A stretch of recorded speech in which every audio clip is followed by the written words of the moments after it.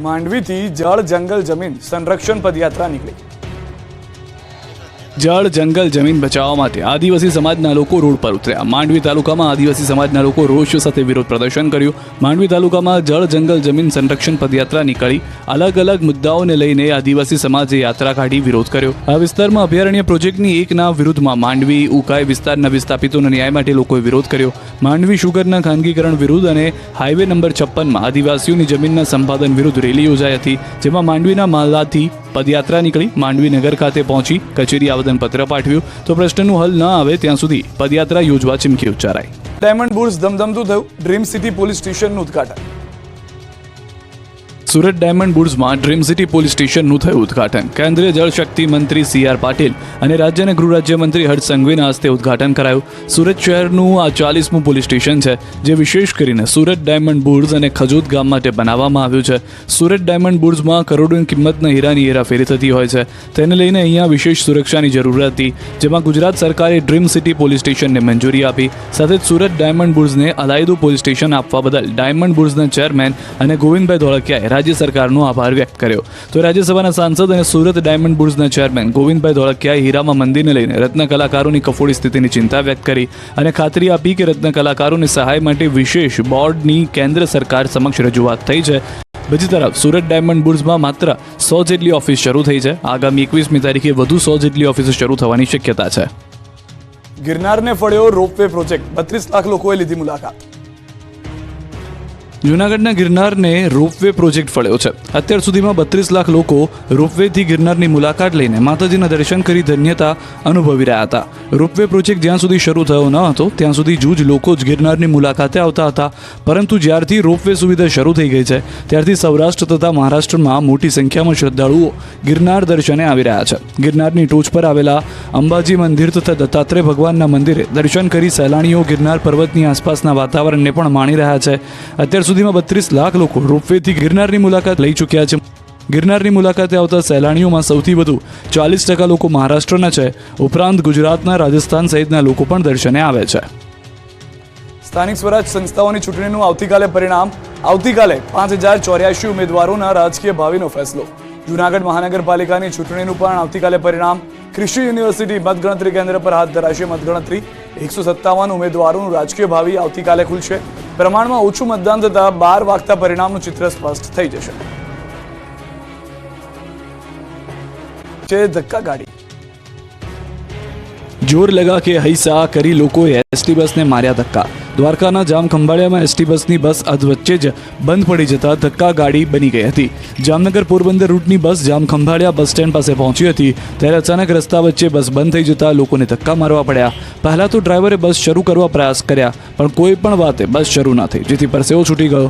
બાદમાં બસમાં બેઠેલા મુસાફરો પાસે ધક્કા મરાવ્યા। નર્મદાના નાંદોદ પંથકમાં હાથીપગા રોગની એન્ટ્રી। નર્મદા જિલ્લાના નાંદોદ તાલુકામાં હાથીપગાના 3 શંકાસ્પદ કેસો નોંધાતા જિલ્લા આરોગ્ય તંત્ર દોડતું થઈ ગયું।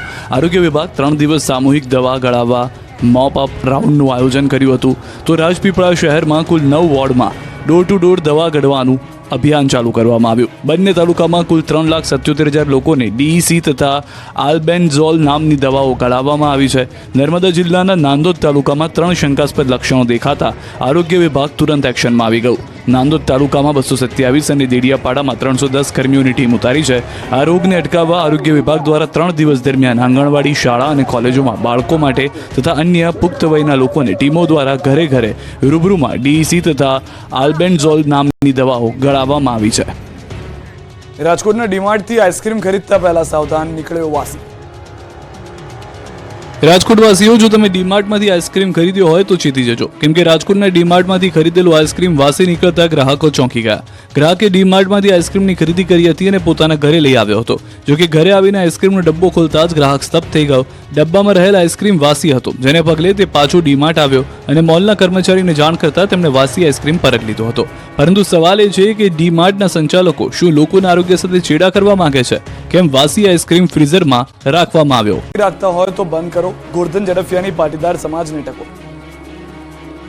આપણા બાપ દાદાએ ગીરો મૂકી હશે, જમીન દાગીના વેચ્યા હશે, પણ માને વેચવાનું પાપ નહોતું કર્યું, અને એના કારણે આપણને વારસામાં મળી છે। પેટનું પૂરું ના થાય તો વેચો, વાંધો નહીં, પરંતુ ઓડી ગાડી લેવા માટે મહેરબાની કરીને ના વેચતા. ઘરમાં જો પીળું પાણી રાખતા હોય ને એને મહેરબાની કરીને બંધ કરી દો. કદાચ તમને એવું લાગતું હશે તમે 21મી સદીમાં ગયા, પણ એ દીકરીને પૂછી જુઓ, એના પત્નીને પૂછી જુઓ, એની દીકરી નાનકડીને પૂછી જુઓ, આનાથી પરિણામ શું આવે છે. મહિલા પીએસઆઈ બાદ હવે ગોરધન ઝડફિયાએ પાટીદાર સમાજના યુવાનોને સુધરી જવા ટકોર કરી છે. મહેસાણાના કડી ખાતે 74 કડવા પાટીદાર સમાજના સમૂહ લગ્નમાં ગોરધન ઝડફિયાએ પાટીદાર સમાજના યુવાનો અવળા રસ્તે ચડી ગયા છે તેની ચિંતા વ્યક્ત કરી. સમાજની વચ્ચે જ ગોરધન ઝડફિયાએ સમાજને સુધરી જવા માટે ટકોર કરી. ગોરધન ઝડફિયાએ કહ્યું કે બાપ દાદાની જમીન ઓડી ગાડી લેવા માટે ના વેચતા, પણ પેટ માટે જરૂર પડે તો જ વેચજો. તો દારૂડિયા બની ગયેલા કેટલાક પાટીદાર યુવાનોને અપીલ કરતા કહ્યું કે 21મી સદીમાં જીવતા હોવાનો વહેમ રાખી ઘરમાં પીળું પાણી રાખતા હો તો બંધ કરી દો, અને ઘરમાં રહેલા દીકરી કે પત્નીને પૂછો કે એનું શું પરિણામ આવે છે. સ્ટેજ પર બેઠેલા આગેવાનોની હાજરીમાં ઝડફિયાએ કહ્યું કે સમાજમાં પરિવર્તન ન લાવી શકતા હોય તો કોઈ હોદ્દા ઉપર રહેવાની આગેવાનોને જરૂર નથી. સાથે જ વિનંતી કરી કે સમાજમાં હવે સંસ્કારની જરૂર છે. સંસ્કાર વિનાની સંપત્તિ કોઈ દિવસ પરિવારને સુખી નહીં કરે. બીજી તરફ ગોરધન ઝડફિયાની અપીલને પાટીદાર આગેવાનોએ આવકારી છે. પૂર્વ નાયબ મુખ્યમંત્રી નીતિન પટેલનું વિચિત્ર નિવેદન. સીદી સૈયદની જાળીને ગુજરાતની સંસ્કૃતિ સાથે નથી સંબંધ. કોંગ્રેસના સમયમાં સીદી સૈયદની જાળી ભેટમાં આપતા હવે સ્ટેચ્યુ ઓફ યુનિટીની પ્રતિમા અપાય છે.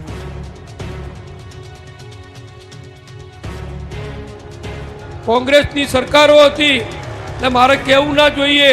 બહારથી મહેમાનો આવે ત્યારે શું ભેટ આપતા હતા? સીદી સૈયદની જાળી. હવે પેલી જાળી અમદાવાદમાં છે ને, ઇતિહાસમાં ચોપડીઓમાં તમે જોયું હશે. આખા ગુજરાતને કંઈ લેવા દેવા નહીં, ગુજરાતની સંસ્કૃતિને એની જોડે લેવા દેવા નહીં, આપણા સનાતન ધર્મને એની જોડે લેવા દેવા નહીં. પણ પરદેશથી કે બહારથી કોઈ મહેમાન આવે એટલે કોંગ્રેસના નેતાઓ એ સીદી સૈયદની જાળી એને ભેટ આપતા હતા. હવે એ બધું બદલાઈ ગયું. સ્ટેચ્યુ ઓફ યુનિટી, સરદાર વલ્લભભાઈની પ્રતિમા બધા ભેટ આપે છે. ગયેલા ભારતીયો ખુખાર જંગલમાં ફસાયા. દ્રશ્યો જોઈ ધ્રુજી જશે. જો તમને ડંકી રૂટથી અમેરિકા જવાનું ભૂત ચડ્યું હોય, ડોલર છાપવાનો નશો ચડ્યો હોય તો એકવાર આ દ્રશ્યો જોઈ લો. બીજી વાર ડંકી રૂટથી અમેરિકા જવાનું તો છોડો, પરંતુ જવાનો વિચાર પણ નહીં આવે. કેમ કે ડંકી રૂટથી અમેરિકા જતા કેટલાક ભારતીયોનો સૌથી ખતરનાક વિડીયો સામે આવ્યો છે, જેમાં કેટલાક ભારતીયો ડંકી રૂટથી પનામાના ખુખાર જંગલોમાંથી પસાર થતા જોવા મળી રહ્યા છે. આ લોકોને અમેરિકા ગેરકાયદે લઈ જવા માટે ત્યાર હતા પરિવારજનો અને સોશિયલ મીડિયાના માધ્યમથી એજન્ટનો સંપર્ક થયો. એજન્ટે 45 થી 50 લાખ રૂપિયા ડંકી રૂટથી અમેરિકા પહોંચાડવાના લીધા હતા. પહેલા આ લોકોને મુંબઈ એકત્રિત કરાયા, ત્યાંથી અલગ અલગ 4 થી 5 દેશમાં લઈ જવામાં આવ્યા, ત્યાંથી બ્રાઝિલ પહોંચાડ્યા, બ્રાઝિલથી બાય રોડ પનામાના જંગલ સુધી લઈ જવામાં આવ્યા. અમેરિકામાં ઘૂસેલા વધુ 33 ગુજરાતીઓની થઈ હકાલપટ્ટી. પોલીસે વતન પહોંચાડ્યા. મોઢું છુપાવીને ભાગતા આ એ જ શખ્સો છે જે થોડા દિવસો પહેલા અમેરિકામાં ગેરકાયદે ઘૂસી કોલર ઊંચા કરી ડંફાસો મારતા. લાખો રૂપિયા આપી ડંકી રૂટથી અમેરિકામાં પ્રવેશી રોલા પાડતા ગુજરાતીઓને લીલા મોઢે વતન પરત આવવું પડ્યું છે. અમેરિકામાં ગેરકાયદે ઘૂસેલા લોકોને ઘર ભેગા કરી દેવામાં આવ્યા છે. આવા ભારતીયોને લઈને પ્લેન અમૃતસર પહોંચ્યું. ત્યાંથી રિપોર્ટ કરાયેલા વધુ 29 ગુજરાતીઓનું પ્લેન અમદાવાદ પહોંચ્યું. ગેંગરેપ કેસમાં બંને આરોપીને જીવે ત્યાં સુધી કેદની સજા. સુરતના માંગરોળના ચકચારી ગેંગરેપ કેસમાં કોર્ટે બંને આરોપીને છેલ્લા શ્વાસ સુધી આજીવન કેદની સજા ફટકારી. 4.5 મહિના પહેલા નવરાત્રી સમયે કોસંબા પોલીસ સ્ટેશન વિસ્તારમાં સગીરા પર થયેલા ગેંગરેપ કેસમાં કોર્ટે ઝડપી ટ્રાયલ ચલાવી માત્ર 130 દિવસમાં ચુકાદો આપ્યો. ગેંગરેપ મામલે પોલીસે કુલ 3 આરોપીને ઝડપી પાડ્યા, જેમાં એકનું ટ્રાયલ દરમિયાન બીમારીના કારણે મોત થયું, જેથી 2 આરોપી સામે ટ્રાયલ ચાલી હતી અને બંનેને કોર્ટે શનિવારે કસૂરવાર ઠેરવ્યા. આ કેસમાં સગીરાની અને તેના મિત્રની જુબાની મહત્વની સાબિત થઈ. આ ઉપરાંત પોલીસે સાયન્ટિફિક પુરાવો પણ રજૂ કર્યા, જે પણ કોર્ટે માન્ય રાખ્યા. બનાવ સમયે ચંદ્રનો પ્રકાશ હોવાને કારણે આરોપીએ ફ્લેશ લાઇટ કરતા સગીરાએ આરોપીનો ચહેરો જોયો હતો. કોર્ટમાં પણ પીડિતાએ આરોપીને ઓળખી બતાવ્યો હતો. આ ગેંગરેપ કેસમાં મુન્ના કરબલી પાસવાન, રામ સજીવન અને શિવશંકર ઉર્ફે દયાશંકર ચોરસિયાને પોલીસે ઝડપી લીધા હતા. શિવશંકરનું મોત થતાં કોર્ટમાં અન્ય 2 આરોપીને સજા ફટકારી છે. મુન્ના પાસવાન અને રામ સજીવન ઉર્ફે રાજુ વિશ્વકર્માને જીવે ત્યાં સુધી સજા ફટકારી છે. પાલિકામાં ભેળવતા 11 ગામનો હલ્લાબોલ. વલસાડ જિલ્લાની નવી બનેલી વાપી નગરપાલિકાના મહાનગરપાલિકામાં આજુબાજુના 11 ગામનો સમાવેશ કરવામાં આવ્યો છે. જોકે નવા સમાવેશ કરવામાં આવેલા ગામના કેટલાક લોકો દ્વારા મહાનગરપાલિકામાં સમાવેશનો વિરોધ કરવામાં આવી રહ્યો છે. વાંસદાના ધારાસભ્ય અને આદિવાસી અગ્રણી આનંદ પટેલની આગેવાનીમાં કોંગ્રેસના કાર્યકર્તાઓ અને 11 ગામના લોકો દ્વારા વાપીમાં વિરોધ પ્રદર્શન કરવામાં આવ્યું.